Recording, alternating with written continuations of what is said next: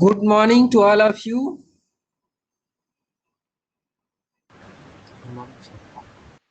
Good morning, sir. Good morning. Good morning. Is my screen visible? Yes, sir.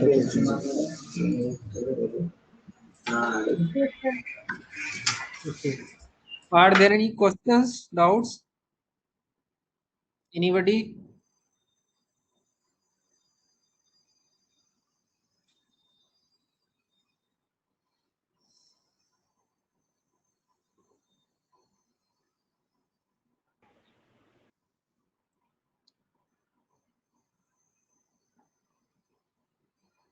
Hello. Are there any questions, doubts? Anybody?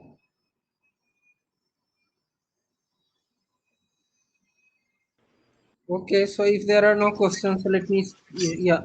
Yes. Sir, uh, sir, you give the assignment for the MATLAB program, Yeah. and in that program, should I consider that for four-noded element that n1 equals to 1 by 4 into 1 minus eta into 1 minus zeta, No. No. like That this, that is not for this. Yeah. The four or we noded incompatible elements, which will then have we 12 will terms in the approximate solution for W, no?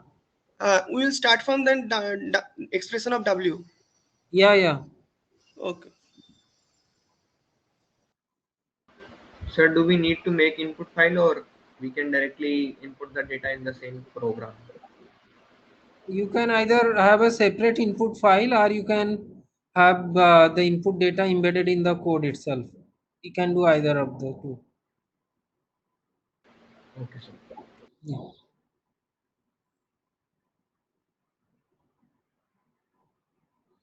Okay, so are there any other questions, doubts? So then let me start.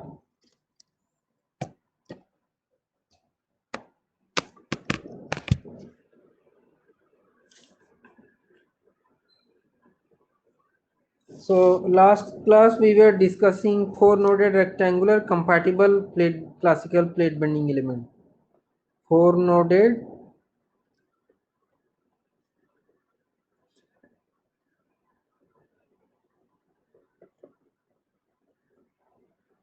rectangular compatible classical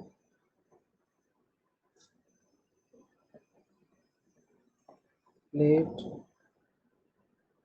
bending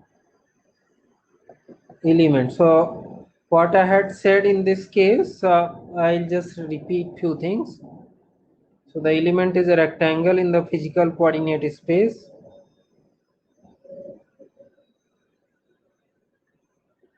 So these are the four nodes 1, 2, 3, and 4, and these are the local coordinates x and y. The coordinates are 0, 0, and a comma 0, a comma b. These are xy coordinates, and 0 comma b. The degrees of freedom at each node are w1, del w by del x at 1, del w by del y at 1, and del 2w by del x del y at 1, and similarly at other nodes. So this element, then we had said the approximate solution for W was assumed to be, if you look at the approximate solution, so W was assumed to be A0 with this, no, the 16 terms, because the element has got 16 elemental degrees of freedom, so there should be corresponding 16 terms in the approximate solution.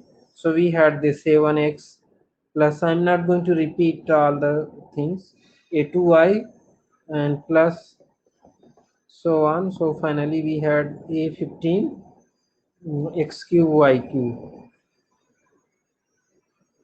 And then I had said I had talked about the compatibility. So this is the approximate solution. Then I had talked about inter-element compatibility. So for that I had said that if you take, let us say, the assembly of four elements, and then I had argued say this is element 1, this is element 2, this is 3 and 4. And then I had argued that no, if you take the variation of w del w by del x, del w by del y, and del 2w by del x del y along AB, so they will be same when we get say derivative of w and del w by del y along AB, so it would be cubic in y, and that means 4 terms, and we have two common values, w and del w by del y at A, similarly w and del w by del y at B. So we will get a unique variation from A to B of w and del w by del y from element 1 as well as element 2. So that means w and del w by del y are continuous across no, when we go from element 1 to 2 along line AB. So that's the for w and del w by del y. Then I had also said that similarly if you take del w by del x and del 2w by del x del y, these are also in terms of four constants, and at A and B we have common del w by del x and del 2w by del x del y at A and B. So four constants can be uniquely determined, and therefore del w by del x and del 2w by del x del y will also be continuous along AB. So the net conclusion is that whether we have line say AB or BC, so same way you can argue for AB. So you can say along line AB or BC, W del W by del X, del W by del Y, and del 2W by del X del Y will be same from elements 1 and 2. For AB it is element 1 and 2, and for BC it is element 2 and 4. 2 and 4. So that means we have be required, of course, only w del w by del x and del w by del y to be continuous across the element boundaries, but we additionally have this del 2w by del x del y also continuous along the element boundaries. So we can say that this element is a compatible element.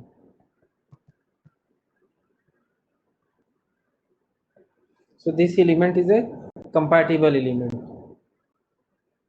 And now the next step is how do we get the shape function. So I think We can call it yeah, conforming too. yeah, you come that's one and the same thing, either compatible or conforming element.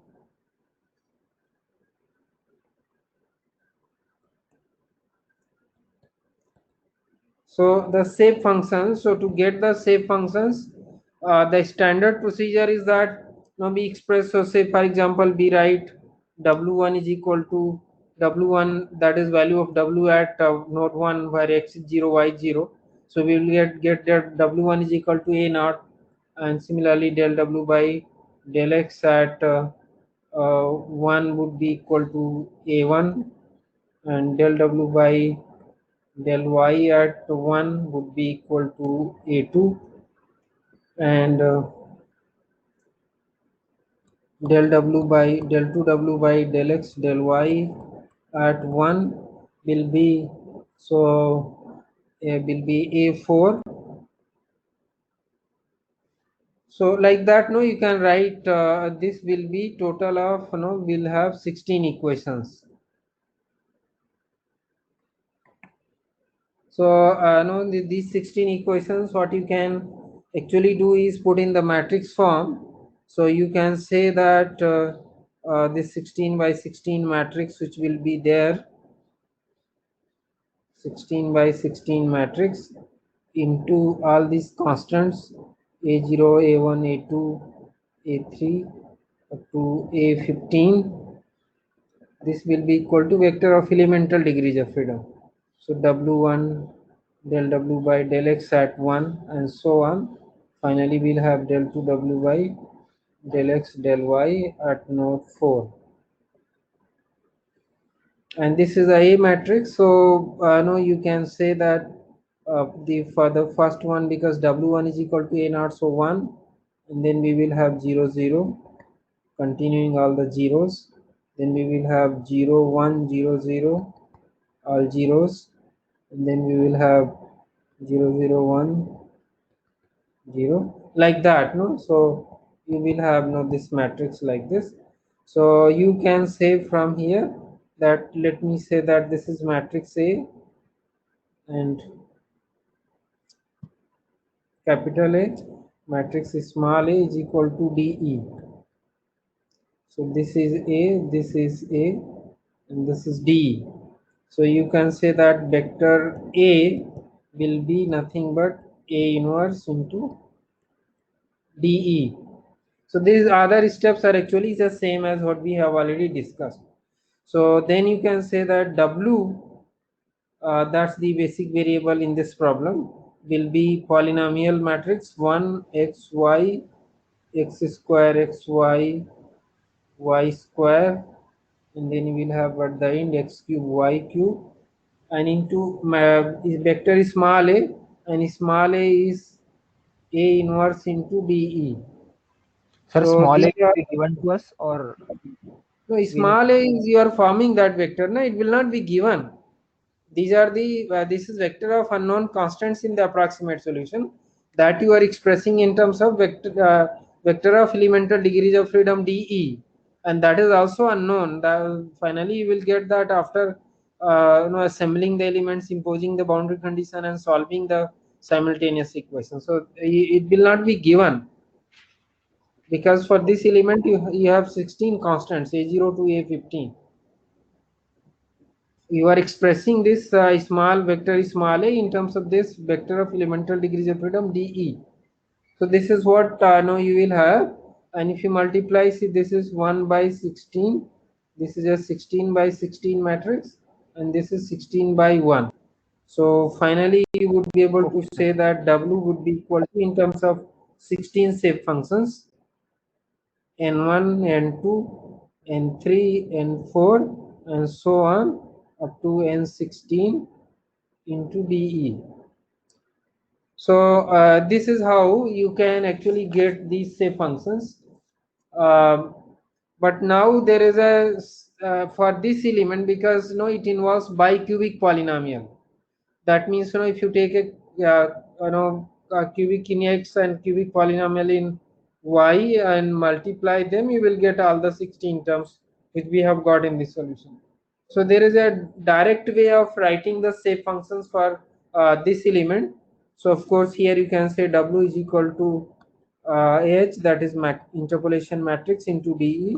So this is H and D is already there. Now to write this, there is a direct way of writing the shape functions for this element. So what you can see, we know the Euler-Bernoulli beam element. So if I take say Euler-Bernoulli beam element and have two nodes, and let us say the length of the element is A, and this is x direction. The degrees of freedom are, let us say here, W1 and del W by del x at 1. Then we have W2 and del W by del x at 2. So for this we know that W, for this is Euler-Bernoulli beam element, one dimensional Euler-Bernoulli beam element. So in terms of Hermite interpolation functions, we can write W is equal to H1 into W1 plus H2 into del W by del x at 1 plus H3 into W2 and plus H4 into del W by del x at node 2. So this for the Euler-Bernoulli beam element, where the HIs are Hermite interpolation function. So here HIs are Hermite interpolation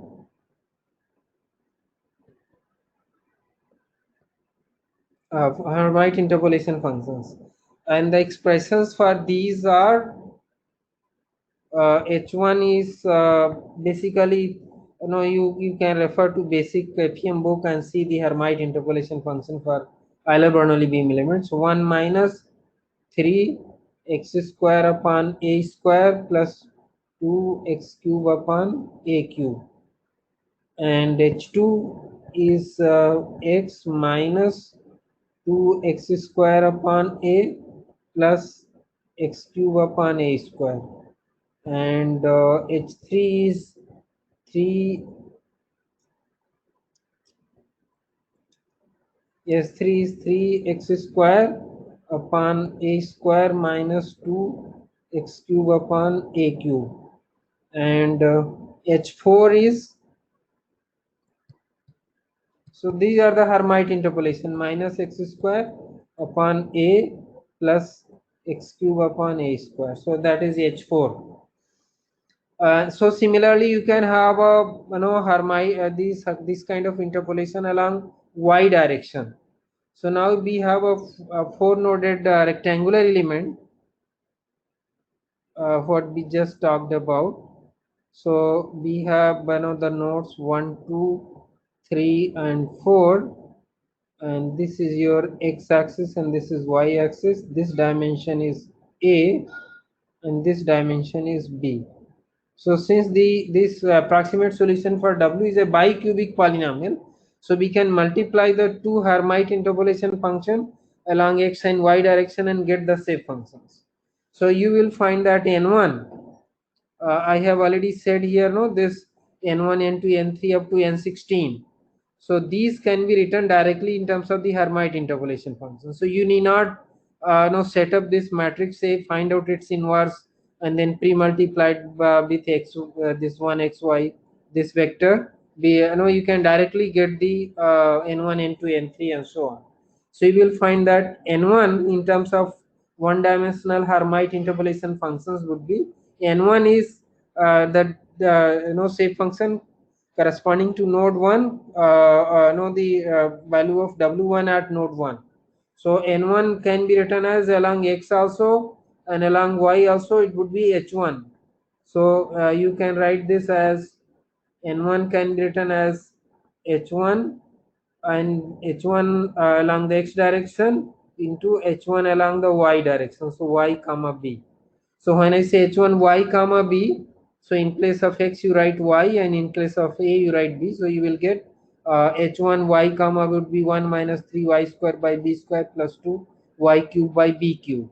So like that your h1 y comma b will be there.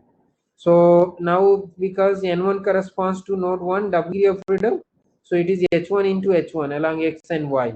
N2 is corresponding to del w by del x at node 1. So that means along x direction we have a derivative and along y direction there is no derivative. So if you look at along the x direction in the derivative, with the derivative we get actually this say function h2. So you can write this n2 will be h2 x comma a into h1 y comma b. Then if you see n3, n3 is corresponding to del w by del y at node 1. So to get the del w by del y at node 1, that means along x there is no derivative. So we take h1 x comma a, but along y direction there is a derivative, and along y also it is the starting node. So we will use h2 y comma b. And then n3 is corresponding to del 2 w by del x del y at node 1. So there is a derivative with respect to x also, and there is a derivative with respect to y. So then you n3 would n4, not n3. So n4 is corresponding to del 2 w by del x del y at node 1. So it will be derivative along x also. So we will use h2. So h2 x comma a into h2 y comma b. So these are n1, n2, n3, n4 corresponding to node 1.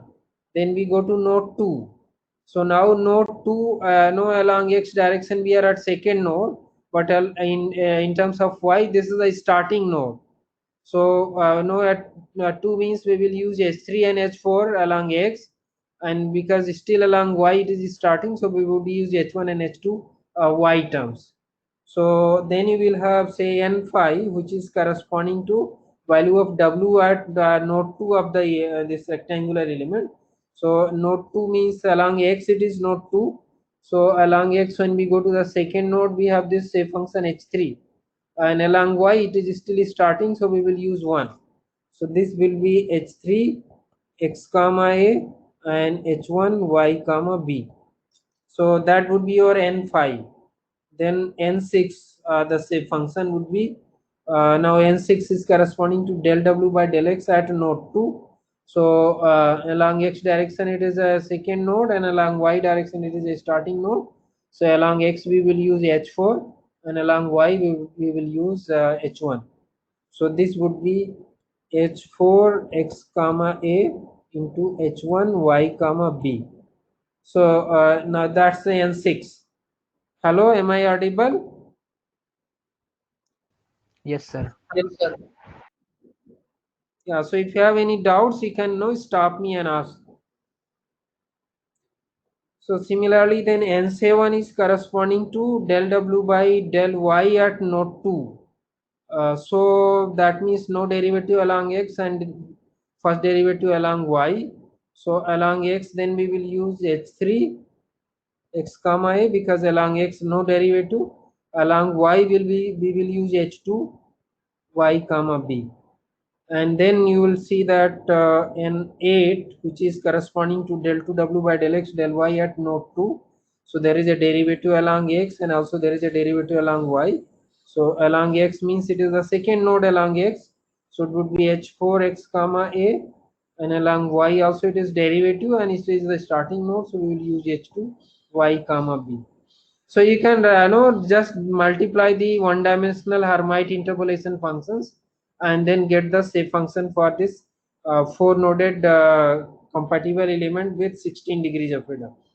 So this is the N8. Then if you go to N9, N9 will be corresponding to W value at node 3. So that would be n9.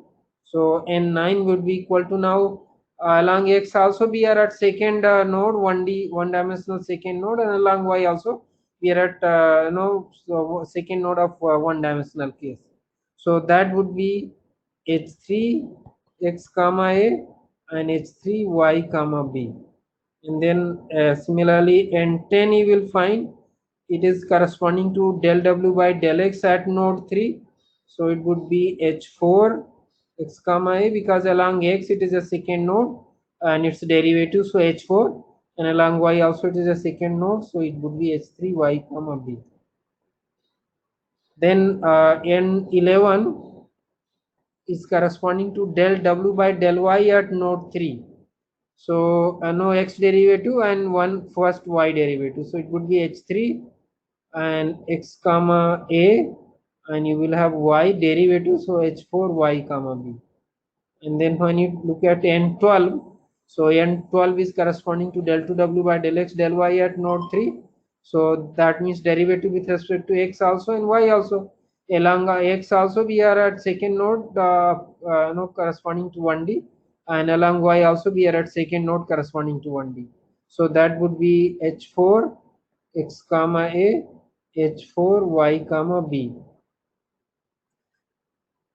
Then when you come to n13, so n13 will be corresponding to node w value at node 4. When you go to node 4, you are at first node along x and second node along y. So we will have, because w means first node along x means h1 x comma a, and along y we will have h3 y comma b, because along y we are at second node, so the w goes with the h3 in the second node, corresponding second node of 1D. And then if you look at n14, so n14 is x derivative, so it would be h2. Along x it is a first node derivative, so h2, and along y it is no derivative but second node, so h3 y comma b. And similarly if you look at n15 would be equal to now derivative with respect to y, so along x no derivative, so h1 x comma a, and this side there is a derivative, so we will have h4 y comma b. And then n16 will be equal to h2 x comma a and h4 y comma b. So like this, no, you can get all the 16 shape functions, no, as a function of course x and length along a x and y and length along b y, that is b. You can write the shape functions, and Now you can also, from these you can get the derivatives, second derivatives of all the shape functions with respect to x, second derivative with respect to y, and derivative of this shape function with respect to x and y. And then now you can finally develop the element level governing equations. Once you have got the shape functions, the element level governing equations are going to be of the same form. So no, I'm not discussing subsequently how to get the element level governing equations. You should derive, and it would be similar to what we did for the incompatible element. Once we have the shape Sir, functions defined. can you use Yeah. Hermite shape function for incomplete element too? No, no, not for incompatible element you cannot use, because that's not a complete bicubic polynomial. Whereas this compatible element is a complete bicubic polynomial, so you have 16 terms. So four shape functions along x, four shape functions along y makes it 16 shape functions. So you cannot do for that. For that you have to derive in that file the way we discussed the polynomial in x into A inverse matrix, and from there you have to get the shape functions. Here we are able to do because it is a bicubic polynomial. So a cubic polynomial in x and cubic polynomial in y makes all the 16 shape functions. Sir, Yeah, so for this case, basically we are not required to write all the a0 plus a1 kind of thing. We can directly assume that the values of n1 will be like whatever you have written right now, and we can yeah, proceed from the equation w equal to h de. yeah. Okay, sir. Yes, you can do that. Yes. I just wanted to tell you that you can get that way, you can get the shape function. So this is easier way. You don't have to set up your capital A matrix, take its inverse. So all those steps are avoided here. You can directly write these shape functions. And so you will have W is equal to H into D. H would be in terms of these 16 shape functions. And then you can get the derivatives of no shape functions with respect to X and Y. Substitute in the integral functional and get the element level governing equations, and then assemble also and impose boundary condition and solve the problem. So I think this is what I wanted to discuss no, on the classical plate bending elements. No, maybe I might come back if required onto this. So, but let me now start with the shear deformable plate bending elements. So in this case, we have said that in the classical plate theory, normal to the middle surface remains normal to the middle surface after deformation. So we said that gamma xz and gamma yz are zero. So that's the classical plate theory, and then the rotation of the normal is written in terms of del w by del x and del w by del y. But in the shear deformable plate theory, we assume that straight normal to the middle surface remains straight, but need not be normal to the deformed middle surface. So if it doesn't remain normal, then there would be non-zero gamma xz and gamma yz, that is transverse shear strain, and we call that as the shear deformable plate theory. Of course, in that there are first order shear deformation theory, higher order shear deformation theory. So I will be discussing about the first order shear deformation theory, and similar logic can be extended for the higher order shear deformable plate theories also. So next is I am going to talk about this shear deformable plate bending elements.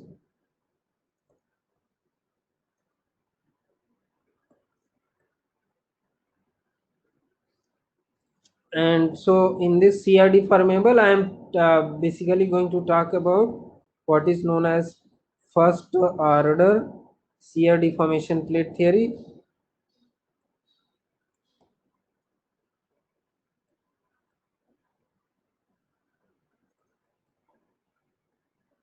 Or this theory is also referred to as Mendelian plate theory. Sometimes Regener Mendelian or Mendelian plate theory.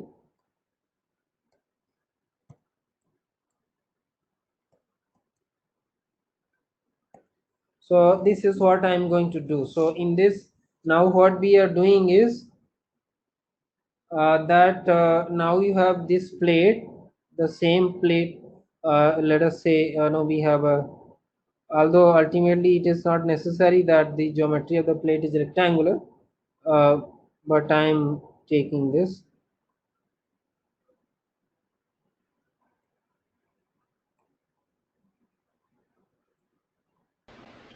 Hello, sir. Yeah. Sir, what do you mean by this first order? First order means the displacements along x and y are expressed as linear in z. So first, that is known as first order. That means the in the expansion of u and v, the displacements along x y as a function of z, we have only z terms, linear in z. So that is why it is known as first order. X, Y, and Z. So these are X, Y, and Z. So this is the plate we are talking about. And now what I'm saying that when you apply the load and the plate deforms. So let me take the rotations as one rotation about positive Y axis and another rotation about negative X axis. So if we take the let's say we see the XZ plane, any XZ plane before and after deformation. So let us say if I take the xz plane, so this is a x and this is z, and this is the middle surface, and when it deforms, so let's say this normal, any normal if I take, this is the normal to the middle surface, this normal is along z, of course it is straight after the deformation. So now let us say it deforms like this. So finally you will have this.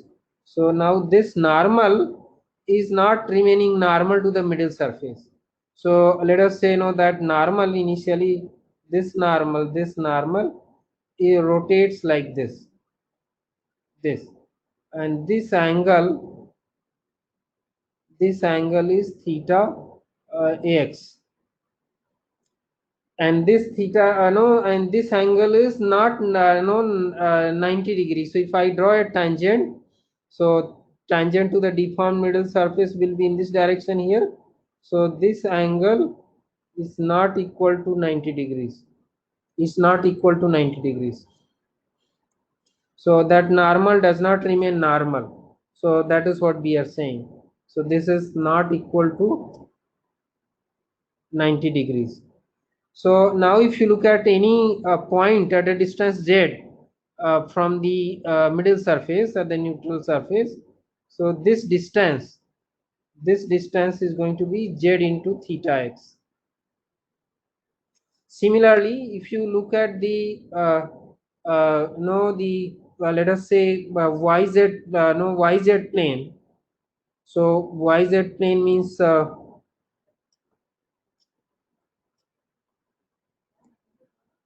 so now let me look at the yz plane. So that means this is y and this is z. And then if you look at this rotation theta x is actually about rotation about positive y axis, because this is x, this is z, y is towards the screen. So theta x is rotation about positive y axis. So similarly, I take the rotation about negative x axis. So that would be the rotation of this yz. So initially the plate is surface, the cross section plane is like this, and then it deforms like this. Let us say it deforms like this. This is the central line. This is the initially the normal to the middle surface, and then at this point we again look at this normal, same normal in the deformed configuration. It goes like this, and this angle, if you look at this angle is theta y, which is the rotation about negative x axis. And if you see, if I draw the tangent to the deformed middle surface, that is this tangent, and if I look at this angle, so this angle is not equal to 90 degrees. So normal remains straight but does not remain normal to the deformed middle surface. So that is the basic assumption in this. And then if you take any point at a distance z, so its displacement along y direction, that is this displacement, is going to be z into theta y. So now if you look at the displacements, so if I look at the displacements, and we are assuming that there are only transverse loads, there are no in-plane displacements. So the points on the neutral surface, that is z is equal to 0, or the middle surface, that is z equal to 0. There is no displacement of the points on xy plane, that is at z equal to 0 along x and y directions. So the displacement of a point at a distance z from the middle surface or the neutral surface along x direction will be function of x, y and z, and that can be written as z into theta x. Theta x is a function of x and y. So, and similarly the displacement of no any point at a distance z from the middle surface along y direction can be a function of x, y and z, which is written as z into theta y, and theta y is a function of x and y. And we assume that the thickness of the plate remains same. That's the assumption in the displacement approximation. So w is only function of xy. So that means we may find out w at top surface, bottom surface, middle surface, everywhere that w is going to be same. So now this is actually, this approximation is what is known as first order shear deformation plate theory. So why first order is because we are taking in the, if we do the Taylor series expansion of let us say this uv, so we are taking only the first term in, that is the linear term in z, and that is why it is known as the first order shear deformation theory.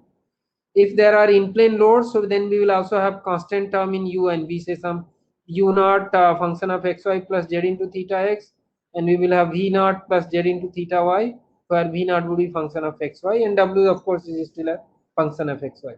Similarly, now if we are talking about the large deformation problem, that means w by h is close to 1 or greater than 1, then also you need to include the stretching of the middle surface, that is z equal to 0 surface.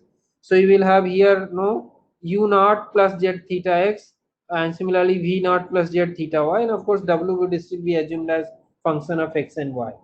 So this is the displacement approximation, and that is what is known as Mendelian plate theory or the first order shear deformation plate theory. Here I have already explained you that theta x is the rotation about positive y-axis. The term which is going in the displacement along x direction, that is rotation about y-axis, and theta y is the rotation about negative x-axis. Hello, sir. Yeah, So this point on the neutral axis is yeah, exactly below the point in undeformed configuration. yeah, right, yeah, So this is also one outcome of small deformation, right? yeah, it's outcome of small deformation. Yes.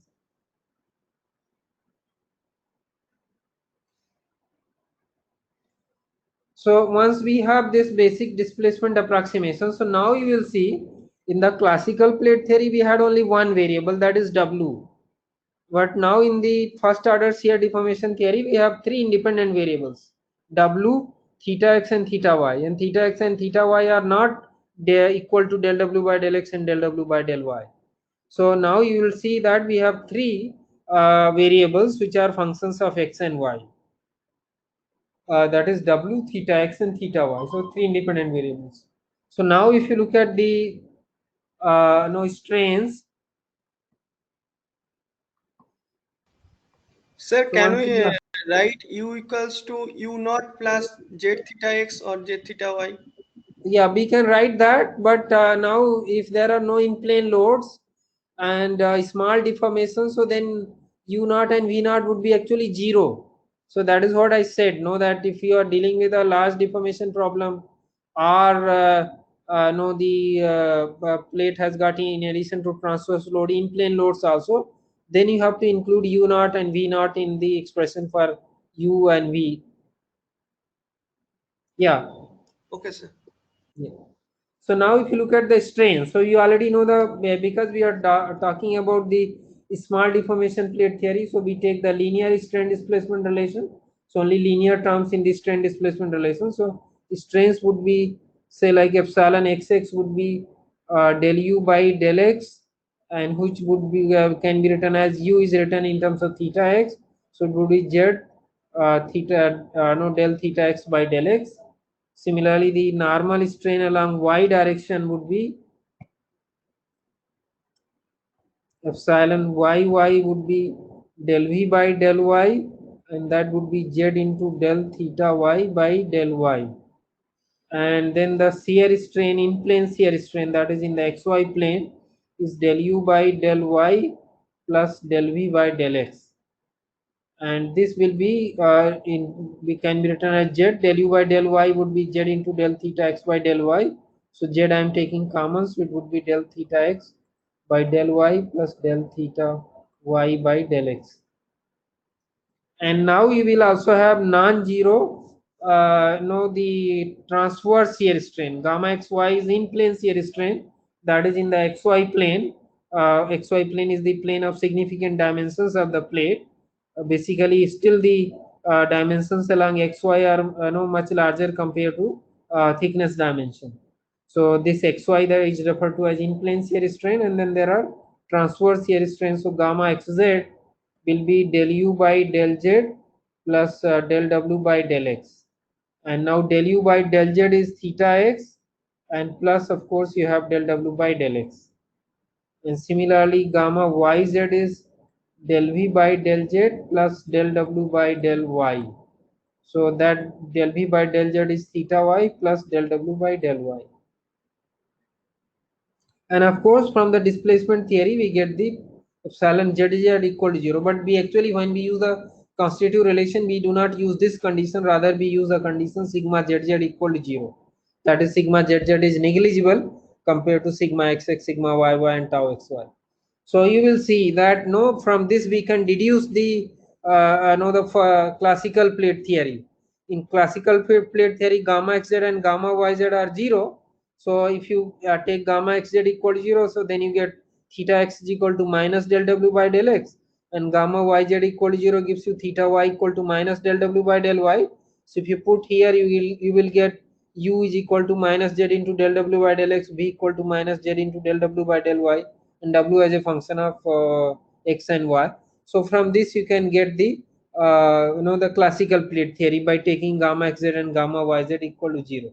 So in the first order shear deformation plate theory, of course, these gamma xz and gamma yz are non-zero, and these are known as the transverse shear strains. So the transverse shear strains are non-zero, that is normal to the middle surface does not remain normal to the deformed middle surface. That's the basic assumption in the first order shear deformation theory. And that would be applicable, it would be required if relatively say in plane dimension a by thickness h. So if a by h is of the order of say 5, 10 to 15, 20, so then the normal will not remain normal to the middle surface. So at least you need to use first order shear deformation theory. So no, these are, as I said, these are known as the transverse shear strains.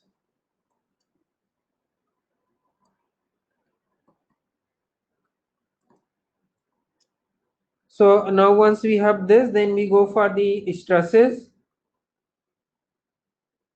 Sir, if A So by if you H look will at these for the stresses, we be are large, going then to, we have to. yeah. Pardon? If A by H is, Sir, if A by H is yes, large, please repeat your question. if my question is, Yeah. if A by H is large, then we have to use this theory. If A by H is very large, then actually normal to the middle surface will remain normal after deformation. So that will be, that is where you can use classical plate theory. You can also use the shear deformation plate theory, but there is a another phenomena which is known as shear locking. So you'll have to take care of the shear locking. If you take care of the shear locking, you can also use this first order deformation theory for very thin plates, where actually the gamma xz and gamma yz would be tending to 0. So I will be talking about the shear locking and how to eliminate shear locking. So shear lock, that means you can use first order shear deformable plate bending elements for thin plates, provided you take care of the shear locking. So here what we are saying is something like A by H is between, let's say, 5 to 20. So if A by H is more than 20, you can use the classical plate theory. Or you can use this theory by taking care of the shear locking. And of course, if A by H is less than 5, then you have to use either higher order plate theories, or you have to use three-dimensional elements. Sir, one Yeah, doubt. Sir, can we yeah. model beams also uh, using this theory, or will it be only applicable for plates? Yeah, Can we? no, but you can no, like in the beams we have Euler-Bernoulli beam theory, so that is like classical plate theory, and you have Timasenko beam theory, which is first order shear deformation theory for beams. So you have a Yes. similar theory for beam. So why I did not discuss is I assume that in a first basic course in FEM you would have done Euler-Bernoulli beam element, Timasenko beam element. So that is why I did not discuss. But yeah, you can you have a similar theory which is known as Timasenko beam theory, wherein we assume that normal does not remain normal to the deformed neutral axis of the beam, and then we have transverse shear strain there non-zero, and you have the similar formulation for beam also. Okay, sir. So yeah, then you have we need to look at the stresses. So what we call as material. Again, I am going to assume that the material is linear elastic isotropic.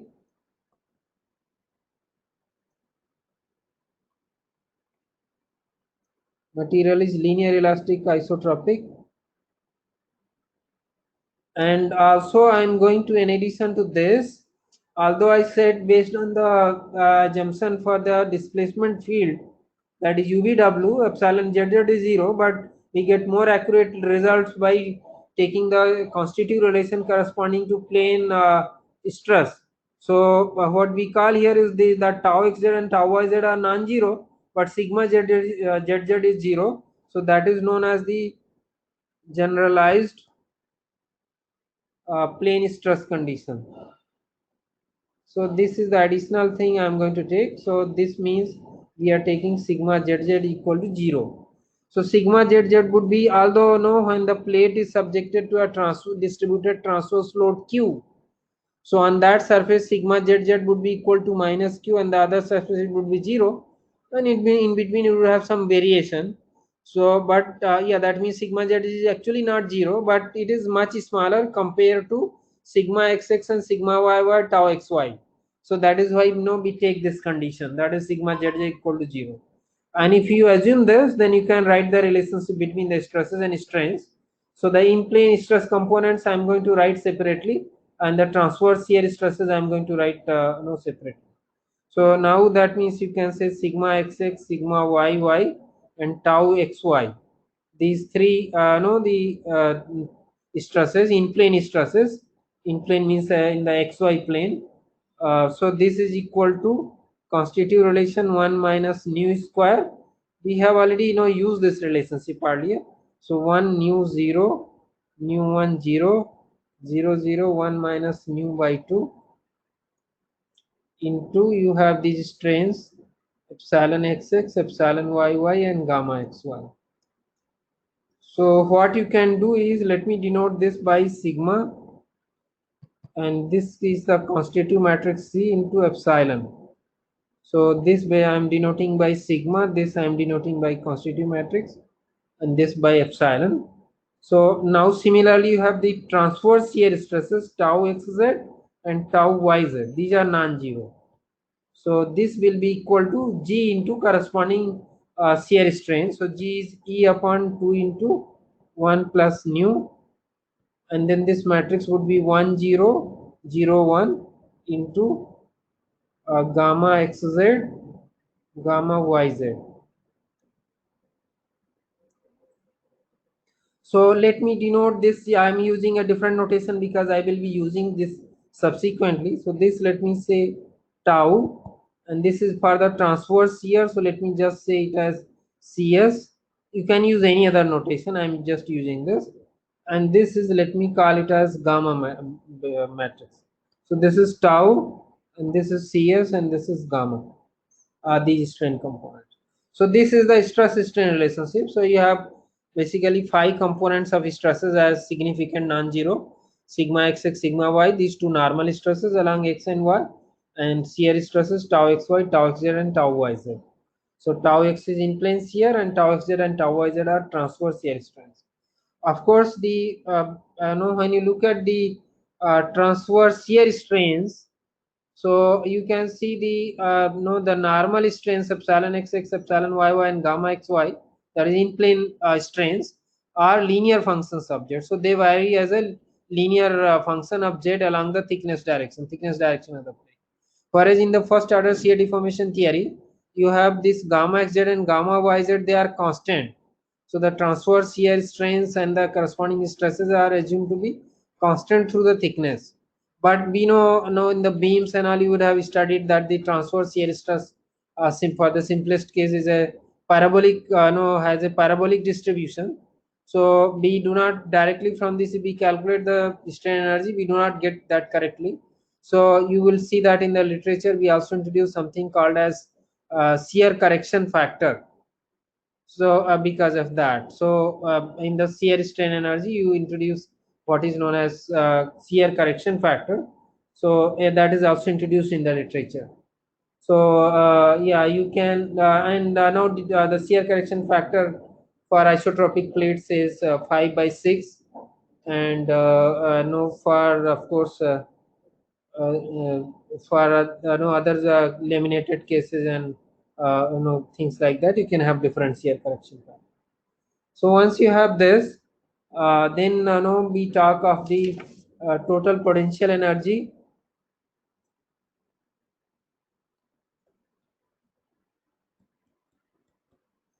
So the steps of the developing the element is same. No, the way I am discussing. Of course, you can use the other approaches also, but I'm know that is virtual work, principle of virtual work. From start from the differential equation and get the weak form. But they all will give you the same what I'm getting through the this total potential energy function. So total potential energy functional I would be strain energy plus potential of the all the forces acting on the element.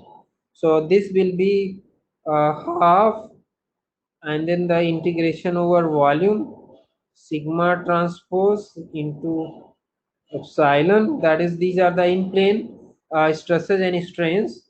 So the in plane strain energy corresponding to sigma xx, sigma yy, and tau xy, and transverse shear strain energy, that I am writing separately.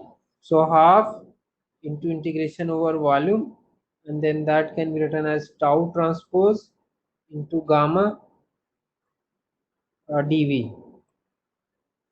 And as I said, because the transverse shear stress and transverse shear strains are constant through the thickness, so we introduce a shear correction factor. Let us call it as Ks. So Ks is a shear correction factor. That means for the isotropic plates it is 5/6. So the Ks here, and let me first write all the terms and then I will define Ks. So these two terms are strain energy, in plane strain energy, and the transverse shear strain energy, that is this term. And then we will have potential of the distributed force. So that distributed force is, let us say, Q. So integration over area of the plate. So we will have W transpose into QdA, and then we will have boundary forces. Now in the first order shear deformation theory, we consider one boundary force along the z direction, and boundary moments, two boundary moments. One would be about the tangent, another would be about the normal to the boundary. So that I am writing the integration along the boundary of the element, boundary integral, W transpose into Qn, and plus we will have, say, rotation about the positive tangent, so theta n transpose into mnn, and plus theta s transpose into mns, and this into ds. So this is the total potential energy. And let me just show q is straightforward. It is the transverse force assumed to be acting along positive z direction. So if it is a downward load, then q would be negative. And now if you look at the plate boundary, so any boundary if you look at, so the boundary at any point, you will have a normal, you will have a tangent, say tangent I'm denoting by T, no, S here.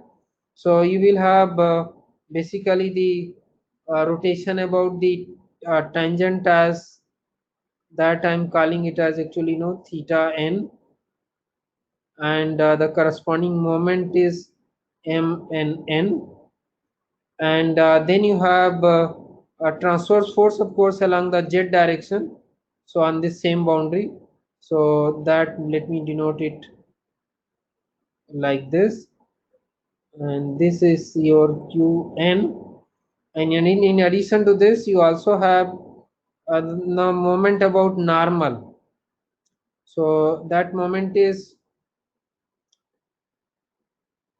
like this, so this is mns, and in the corresponding direction you have basically this theta s.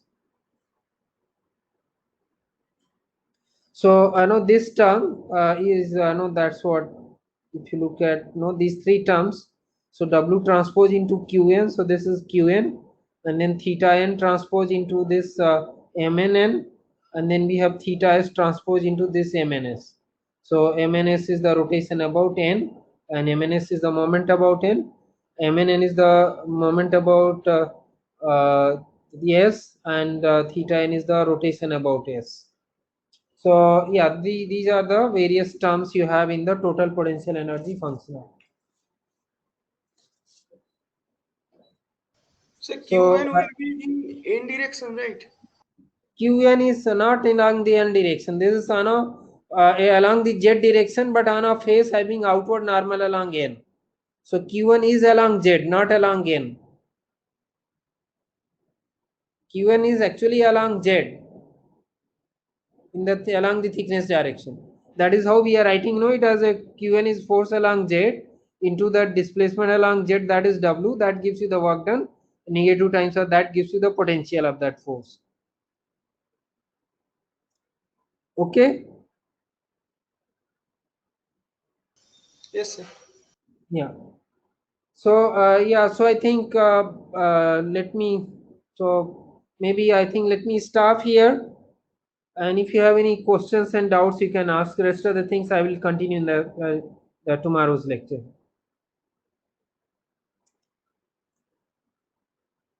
So are there any questions, doubts? Sir, can you explain about theta y? How is it along negative x-axis? Yeah, so yeah, that's what I said is no, here to write now if you look at theta x, I said is the rotation about positive y axis, but when you look at this rotation, so now you see in this figure, if you see this is y and z, and if you look at x is going to be uh, so we are looking at that plane, so x is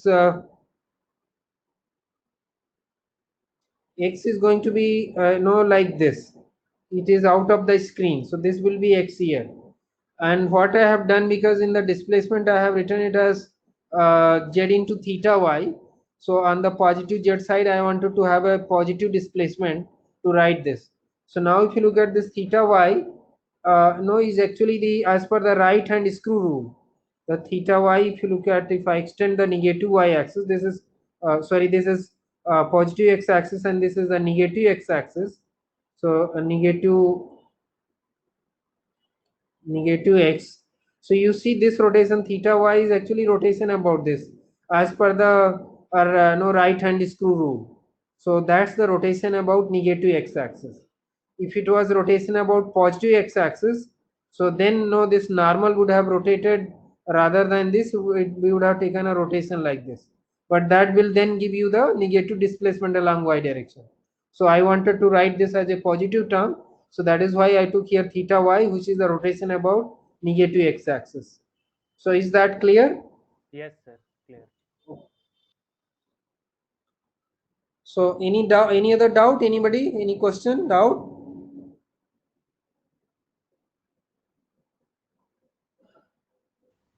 Sir, is that Qn is a transverse shear force?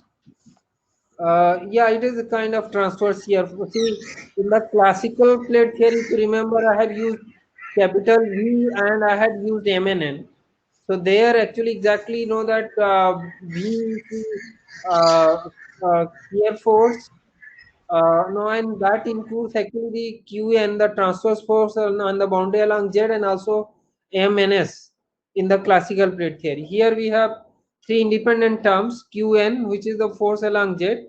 You can say it is the transverse force. So on the x plane, it would be actually your Qxz integration of tau xz, and along the y face, that is face having outward normal along y, it would be Qyz, it would be integration of tau yz through the thickness. So yeah, it is that, and but you have MNN and MNS separately here in the first order shear deformation theory. Whereas in the classical plate theory, we had combined MNS and QN and got VN, and then we had MNN.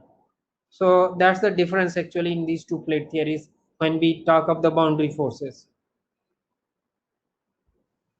Sir, one more question. Like Yeah, while writing the expressions, right? So yeah. we are assuming that the plate is loaded in negative z-axis. Uh, then only that kind of displacement will be there, right? Yeah, right. So we here what I wanted to do is, as I said, I wanted to write no the this displacement u and v as positive quantities. So for that I have sketched this deformation. So obviously if the load q is in the positive z direction, so then no compared to this theta x and theta y would be become negative. Okay. So yeah, you are right that the way I am writing these two expressions and these two figures, they are something like where the load is acting along the negative z direction. But that's the positive sign convention for theta x and theta y. And if w is indeed in the positive z direction, so these quantities will come out to be negative. Okay, sir. Yeah.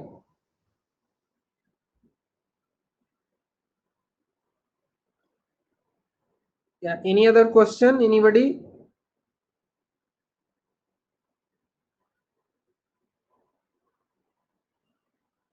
Yeah. Anybody? Any other question?